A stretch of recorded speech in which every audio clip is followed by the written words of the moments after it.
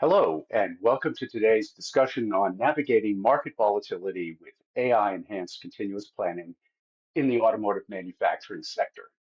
I'm Rob Kugel, Executive Director of Business Research at ISG Software Research, and I'll be moderating today's conversation. We've assembled an outstanding panel for you today. We have David Brio from Microsoft, a leader in helping manufacturers transform with cloud and AI. Vinod Kadadi from Wipro, a seasoned consultant driving digital transformation in the automotive sector, and Rich Wagner from Board, an expert in predictive analytics and external data integration for planning. And with that, let's dive in. Now, the 20th century philosopher and Hall of Fame Yankee catcher, Yogi Berra, famously observed, "It's tough to make predictions, especially about the future." And that's certainly been the case in the automotive sector recently. Industry is facing extreme volatility with tariffs, EV disruption, supply shortages, and shifting consumer demand. So, for our panelists, what does this turbulence mean for planning processes? How are supply chain finance and operations leaders responding and making smarter decisions? And how can AI enhanced planning software and cloud technologies work with existing systems, bringing in external market data, closing gaps across the value chain, and delivering real-time intelligence for forecasting and decision making? So, David, why don't you just kick that off, and then we'll hear from each of you in turn. Very good. Well, thank you for that opening.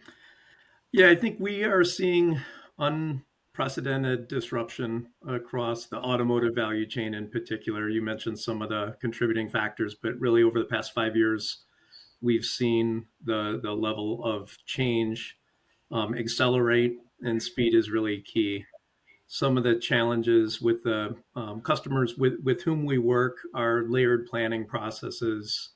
A lot of those planning activities happen with disparate data, and there are a lot of blind spots. And so what ends up happening is planners use spreadsheets to be able to do a lot of work and then dump it into the next system. I think we've all seen evidence of that. What we're trying to do is really unify a lot of that data, be able to fill some of the blind spots.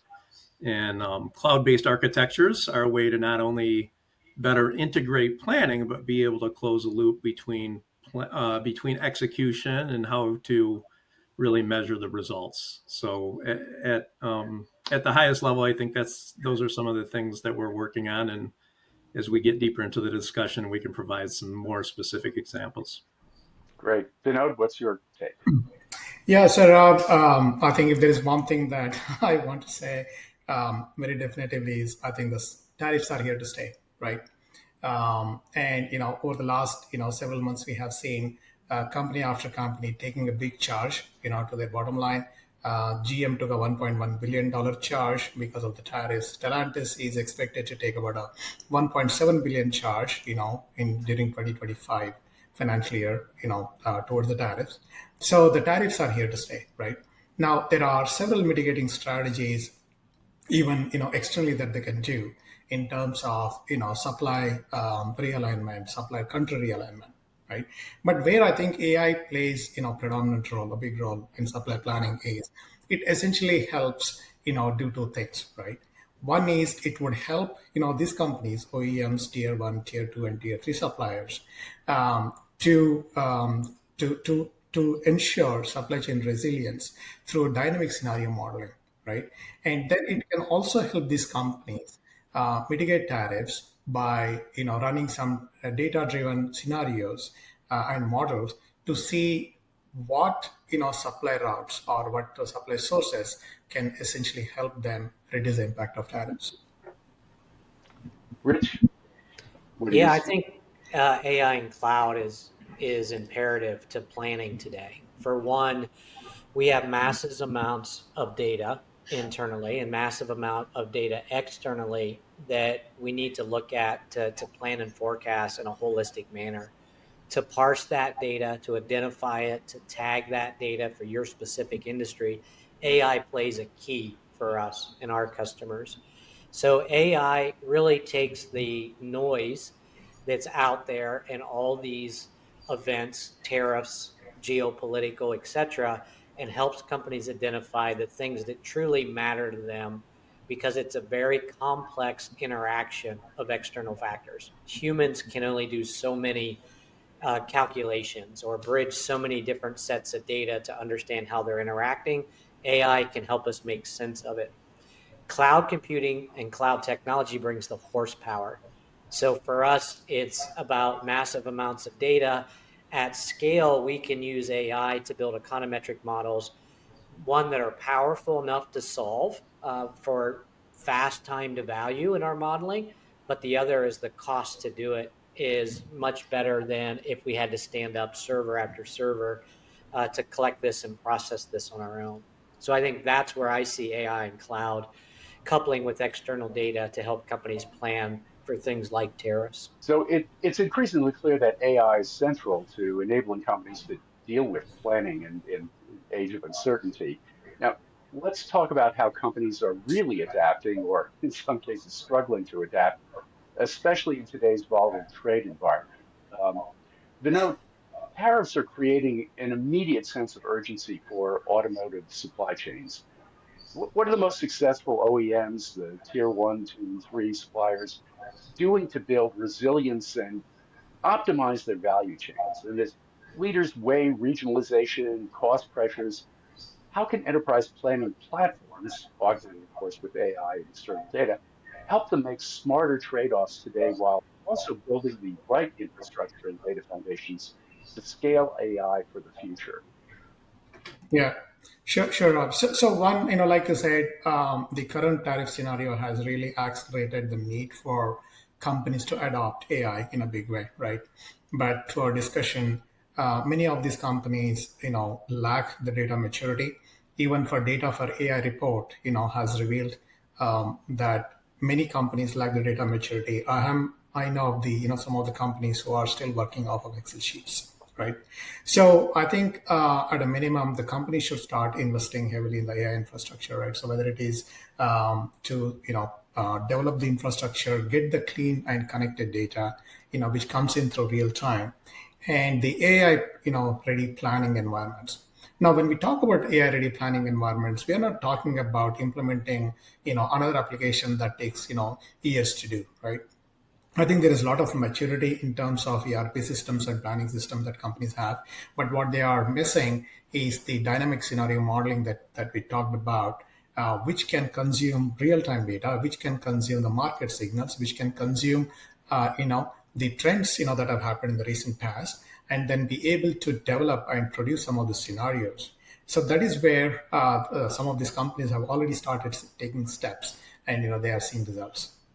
Well, Rich, that brings me to you because a lot of the mistakes that companies are making boil down to not having the right foresight and the right time. So, how can external market signals, tariffs we've mentioned, consumer demand shifts, commodity prices even, be integrated into planning to give OEMs and suppliers a competitive edge? Do you have any examples you might want to give, or just some comments you'd want to make?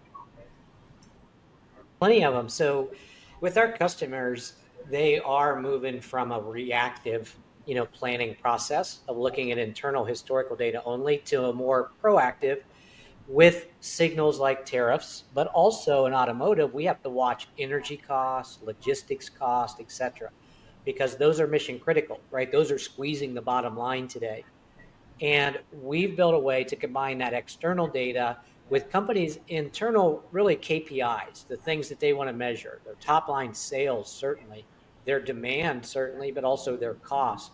And they want to combine this external data in a way that gives them a forward looking view of those major KPIs and anticipate when either demand is going to speed up or slow down. Now, examples of that are manufacturers.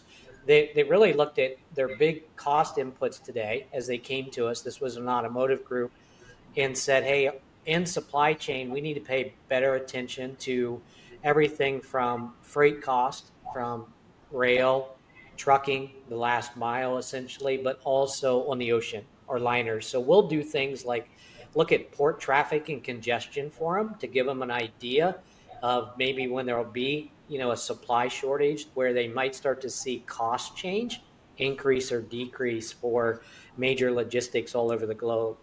So it's important for them to kind of look outside their four walls, build an AI-driven forecast so that they move from, reactive to a change in price because we see a slowdown in shipping or something happening in energy costs that's going to affect trains or the last mile, kind of that trucking, to watching that inventory pricing and production before these small market shifts become really major disruptions. What have you seen, or what have your clients been dealing with? Yeah. So one thing that Rob, that we are seeing is there are two parts to it, right? So one is in terms of AI and how it can help uh, identify the trends in the costs and how it can project the cost in the future, right? So that is one aspect of it. Second is on demand side, right? How do we account for the demand spikes? Like for example, in first and second quarter there was a huge spike in the internal combustion engine vehicles, right? That is not necessarily because people wanted to buy more, but because they were expecting the price to go up, and they wanted to buy vehicles ahead of the tariffs. Now, likewise, in Q2 and Q3, there's been a big bump in the EV vehicle sales because people wanted to take advantage of the subsidies going away, right? So it is important that as planners, we look at those aspects, right? Those events, and then adjust the demand, for those events, and then go back and take a look at the supply and the supply routes. And meanwhile, anyway, the tariff situation is fast evolving, right? So what we had 2 months ago is not the same as today, right? So how do we keep, an eye on the demand, and then how we keep an eye on the costs, right? Not only tariff, but to Rich's point, the costs of logistics, right? So those are some of the things that we are seeing, some of the customers adopt, the early adopters, they are looking at it, and I think other customers should start looking at it soon. Yeah, so back to you, Rich. All of this churn creates inefficiencies, and so how can you talk to how better planning tackles inefficiencies, and can have a real impact on the bottom line. Yeah. So as the manufacturer, as far as inefficiencies, they're typically, I would think, really found or created because we don't have the right picture of what the future holds for us, right? So we may anticipate demand higher than what it is or lower than what it is. We may anticipate our cost or our availability of supply to be different than what it is. And I think that drives a lot of inefficiencies in the manufacturing process. So looking at it from a supply side, a demand side, understanding what your drivers are, paying attention to supply chain disruption indices globally, paying attention to cost, to understand how that's going to impact purchasing decisions, knowing when demand is truly going to increase or where you are in your business cycle. Are you going to continue to grow, or are we going to see a downturn? I think that's how you avoid the inefficiencies. And there's all of this talk about how AI is going to displace everybody in their jobs, but I think Wipro's has a very firm concept of human AI collaborative planning. What does that actually look like?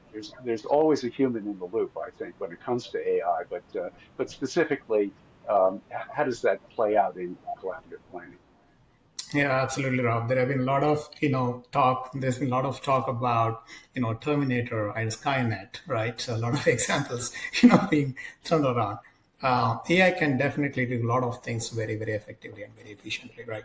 So whether it is managing global, disruptions, whether it is, managing the supply routes, or understanding or, seeing the trends of what is happening, where are the anomalies, where are the disruptions, and then be able to quickly, calculate / identify newer supplier options, right?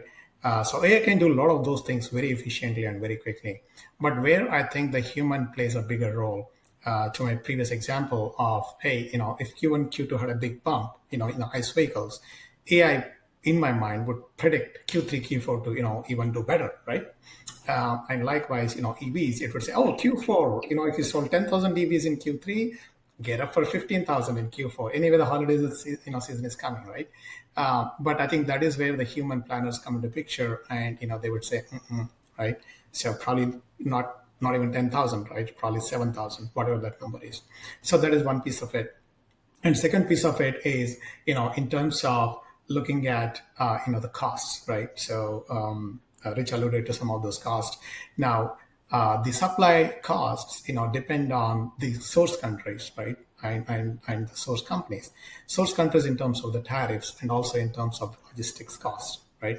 So does it, increase my logistics cost, if I were to source from Vietnam instead of China, right?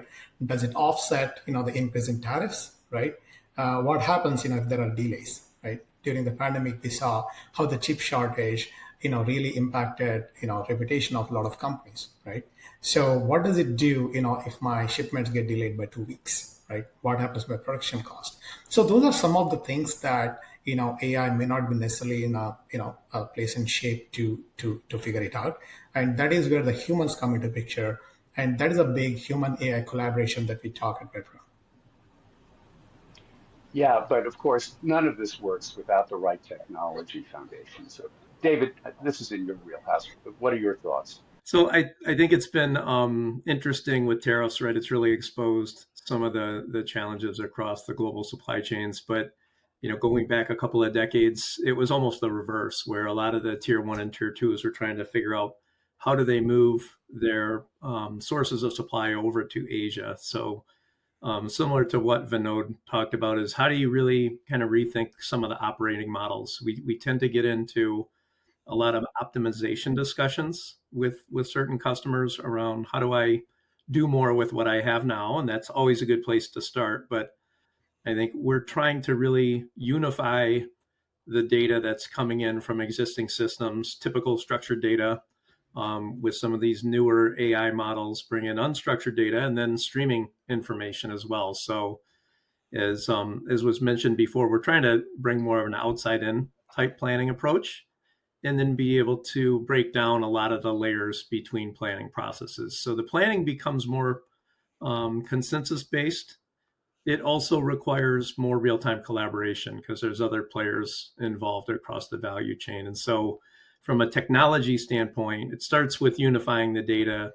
You obviously need to secure that data because it's coming from different sources outside of your enterprise. We can leverage some of the existing applications to provide better visibility and real-time response. But I think AI is really going more into the future where we can get predictive, where we can start to do real-time simulation, whether that's a full-blown digital twin or doing dynamic routing, supply selection. And so those are the type of things that we're working right now with partners and customers around agents. So how do we present planners with the next best option? How do we do should cost analysis? How can we look at different routes to market, and then be able to do things that have conventionally been done in supply chain, but it takes a long time, right? It's kind of a science project around postponement. Some of these other capable to promise strategies. I think with that entire stack secured, there's all kinds of different scenarios beyond the initial use cases for optimizing the way that work gets done today.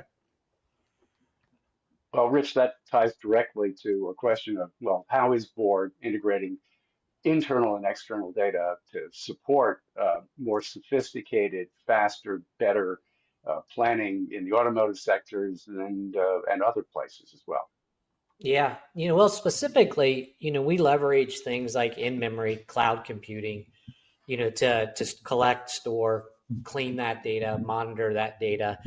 But we also, with Board, have an EPM platform, right? An integrated business planning tool that's collected for many years or decades internal data across functions, finance, supply chain, could be retail, category, brand managers, HR, really doesn't matter. And with the cloud-based in-memory collection of millions of data signals, we can process that data very quickly. AI, as I mentioned, helps us do things like compare external signals versus our internal.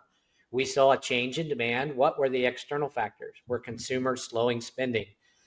Is our margin squeezed just because of tariffs, or maybe our logistics cost also has went up, as well as our energy cost all at the same time?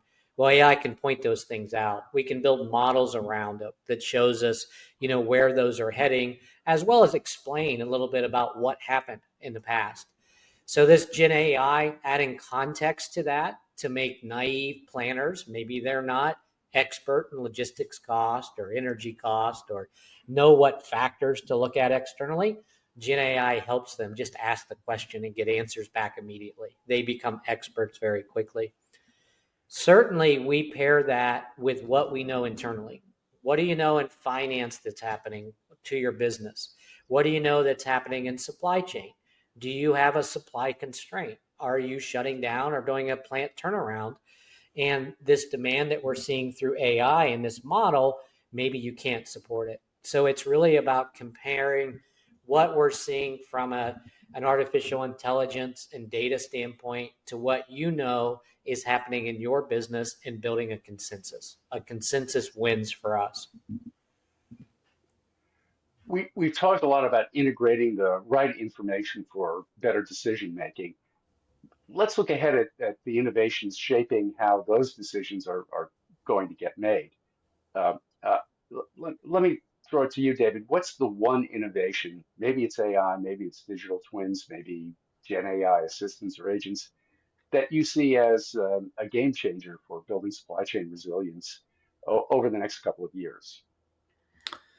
Yeah, to me, it's a specific part of AI. Machine learning has been around for a long time, and more companies have been able to leverage that for kind of standard processes. But the co-pilots or the GPT engines have been a good way for users to interact with AI.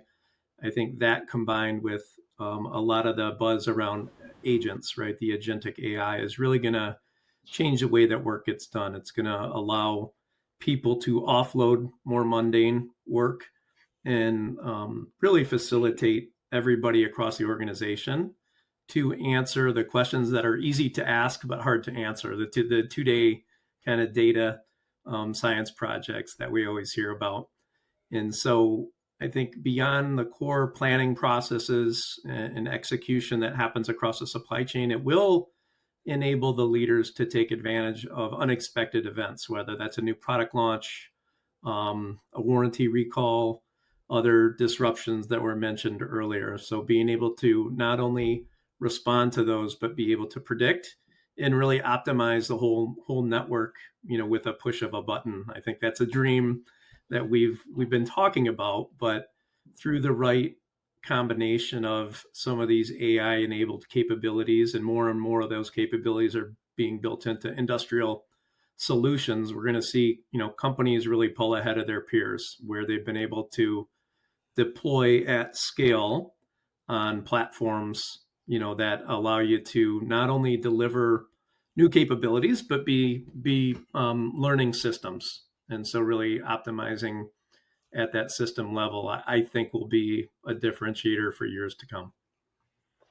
Well, there's certainly an enormous amount of potential out there in the next couple of years, but Vinod, let's bring it back to the here and now with maybe a real world case. Can you share a case where advanced planning directly led to measurable financial results, maybe even reducing risk exposure or unlocking cost savings, dealing with volatility more successfully? Take it away. Oh, yeah, absolutely, Drew. So companies, I think, are jumping in to kind of address the situation. Some of the companies that we are working with, they are doing quick assessments, like 2 to 3 week, 4 week assessments to see where they stand with respect to the AI infrastructure, where they stand with respect to the data, right? So where they stand in terms of the scenario modeling. And some companies are a little bit farther along than others, but a lot of companies are in a very similar situation. So putting these together and then putting the human in the loop, like we just talked about, essentially bringing those planners, making them part of the overall solution, right? So that is something that we are seeing, some of our customers doing. And the big takeaway from that is it is not necessarily about costs alone, right? So it is not, saving money, which is very important, from the company bottom line standpoint, but it is also about continuing to work on that supplier collaboration, right? So supply routes keep changing all the time. So we don't want our customers to, harm their relationship with, their suppliers. So by bringing the technology, bring the infrastructure, and bring the human in the loop, so we are seeing them developing scenarios and models that would essentially help them mitigate tariffs and at the same time strengthen their supply relationships and therefore strengthen their supply chain resilience. That's what we are seeing in the marketplace. Well, that I guess brings us to the here and now, and going from case studies and outlooks to maybe practical advice for our listeners. So, if each of you had to give one piece of advice to automotive leaders listening today, one thing they should do now or over the next 12 months to stay ahead, uh, what would it be? And David, why don't you go first? Yeah, I think number one focus for the next couple of years is really around building a strong data foundation, being able to do that on an industrial data platform that allows you to, mirror data and be able to wrap existing solutions in a way that doesn't force you to go remake the entire architecture. So the strong data foundation is fundamental. It's the backbone to AI success. That being said, I think it's really around trying to understand where are some of the big constraints, where are the areas to unlock new sources of value. So we tend to profess more of an outcome-based approach because there are a lot of different ways to enable this technology. Technology is no longer the constraint in most of the situations that we're dealing with. But I think the other breakthrough is really being able to bring together cross-functional teams, starting to look beyond the boundaries of functional areas or the way that the org charts exist in enterprises today, and then be able to get to work. Right? It's always amazing to me that we start with initial set of hypotheses. We try to start small, deliver success, and then the questions around what's next. Right? What's next? What's next? And over time, that really builds towards some of the more transformational observations that I shared earlier. So I think it's really in that order: is get the data right, be able to understand where is the value that can be created, bring together a cross-functional team, and then start small and use that momentum to be able to figure out how to drive scale. Vinod, what's your piece of advice? Yeah, so Rob, like I said previously, supply chain disruptions are here to stay. Tariffs are here to stay. Flexibility is no longer an option, right? So for this company, it was never was, but I think during the intervening period of 10, 15 years, we got into this lull, right? So from manufacturing automotive industry standpoint, now that's been in companies have been jolted out of this slumber. So flexibility is not an option. Companies have to bring it back into their mix. Then when we talk about flexibility and we talk about designing the mitigating system, we are not talking about ripping and replacing their existing systems. David and Rich talked about different technologies that are available, cloud technologies, AI technologies that are quote unquote easy to implement, right? So we should take more of a smaller approach, but more an overarching approach, right, in terms of addressing it. And then last but not the least, it's been like 6 to 7 months now, since the tariffs have, impacted, all these companies. So the sooner they get into the ring, so to speak, and many of these companies, they're doing stuff, albeit manually, right, so using Excel sheets. But sooner they get into more, formal solutions, like, that we have worked on, we have developed, the faster they'll be able to see the positive impact of the solutions, and faster they'll be able to reap the benefits and establish a resilient supply chain. Rich, why don't you wrap it up? What's your one piece of advice? Yeah, I think what we're all kind of saying is, hey, tariffs are just one example of why companies should start to embrace data systematically and in an automated way into their planning, right? And it's here to stay, as they mentioned. We're going to have volatility. The world's changing faster and with more volatility than ever before. So we're not talking about ripping and replacing out an SAP or an Oracle or an ERP system. layer in this external intelligence to really sharpen decisions, not only at the operational level, but all the way up to the C-suite.